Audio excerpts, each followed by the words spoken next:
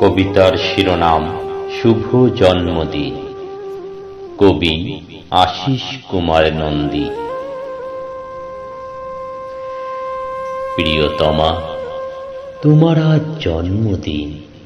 কিভাবে তোমাকে পাঠাবো উপহার, পাচ্ছি না খুঁজে কোনো উপায়।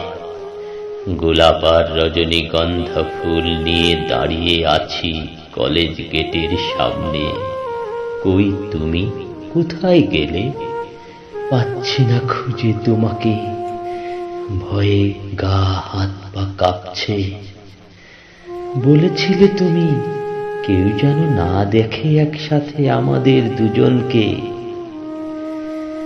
জন্মদিনে তোমাকে আমি দিতে চেয়েছিলাম অনেক কিছু, তুমি দিলে বারণ, আনবে না কিছু। কি বলবো বাড়িতে? তোমার ভালোবাসা দিও আমাকে, তাতেই আমি হব খুশি। ভাবছিলাম আমি এক মনে, খালি হাতে যাই কেমনে। কিনলাম আমি ফুলের তোড়া, দেব তোমার হাতে। ফুলের মতো মনটা তোমার, তাই তো দিলাম ফুল।